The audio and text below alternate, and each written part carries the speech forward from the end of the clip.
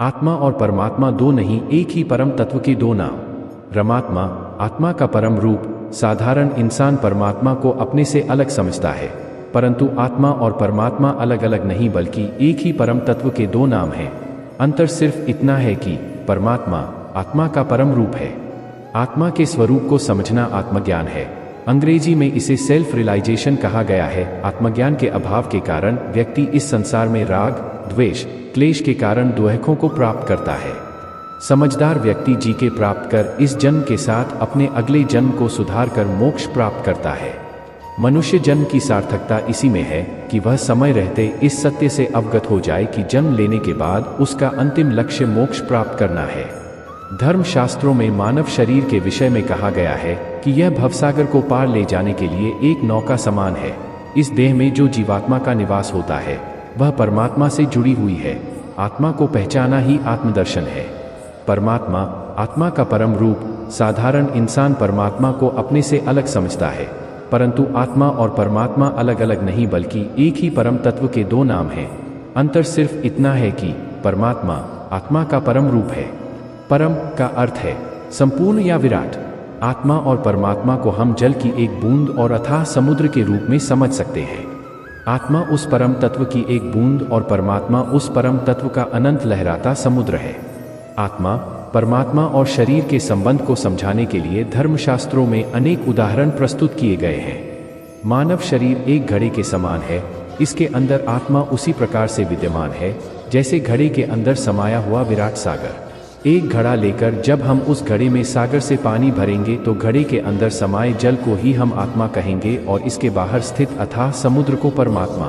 परमात्मा का अंश आत्मा शरीर रूपी घड़े के अंदर उसी प्रकार से विद्यमान है जैसे अनंत समुद्र की कुछ बूंदों को घड़े के अंदर भरा हो। इस दृष्टांत को समझने के लिए कबीरदास जी ने कहा है, जल में कुंभ, कुंभ में जल है, बाहर भीतर पानी। फूटा कुंभ, जल जल ही समाना, यह तत् कहो ज्ञानी। अपने शरीर को यदि हम एक घड़ा मान लें तो हमारी इंद्रियां, मन एवं अहंकार उसकी मोटी दीवारें हैं।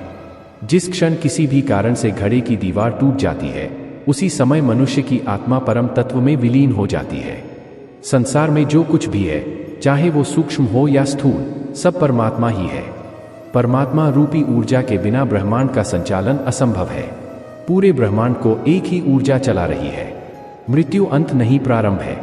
धर्मशास्त्रों में शरीर को आत्मा का कारावास कहा गया है। शरीर त्याग के समय शरीर बंधनों से जकड़ी हुई आत्मा की दशा सांपच्छूंदर जैसी होती है, क्योंकि शरीर का बंधन एवं मोह आत्मा को उस शरीर की ओर आकर्षित करता है, और जब शरीर उस आत्मा को संभालने के लायक नहीं रहता तो व्यक्ति की आत्मा शरीर का कारावास तोड़कर बाहर निकलती है, जिसे मृत्यु कहते हैं। किसी भी व्यक्ति की मृत्यु होने पर दुनिया वाले उस व्यक्ति का अंत मान लेते हैं, परंतु धर्मशास्त्रों के अनुसार मृत्यु अंत नहीं, प्रारंभ है। इसलिए अच्छे कर्म हमेशा करते रहना चाहिए। आत्मा अजर, अमर, अविनाशी है, जो ईश्वरीय विधान के अनुसार पृथ्वी पर विभिन्न योनियों में जन्म लेती है। मनुष्य जन्म लेने के बाद आत्मा का परम उद्देश्य मोक्ष की ओर अग्रसर होना है। कड़वा सच, प्रत्येक दिन काल हमें मृत्यु की ओर सरका रहा है। सारा संसार धीरे धीरे मृत्यु की ओर सरक रहा है। समय रहते जाग जाना ही मनुष्य जीवन की सार्थकता है। गरुड़ पुराण एवं गीता आदि धार्मिक ग्रंथों के अध्ययन से व्यक्ति को अपनी आत्मा से संबंधित तत्वों का बोध होता है। गीता के उपदेशों में भगवान श्री कृष्ण कहते हैं कि आत्मा का अंत नहीं होता, वह सिर्फ शरीर रूपी वस्त्र बदलती है। आत्मा, परमात्मा के अस्तित्व को सभी को समझना अति आवश्यक है। आत्मज्ञान के विषय में कबीरदास जी भी कहते हैं। हम आशा करते हैं कि आपको हमारी यह वीडियो पसंद आई होगी। आगे और भी ऐसी ही वीडियो देखने के लिए हमारे चैनल को लाइक करें, सब्सक्राइब करें, शेयर करें और हमारे साथ जुड़े रहिए। धन्यवाद।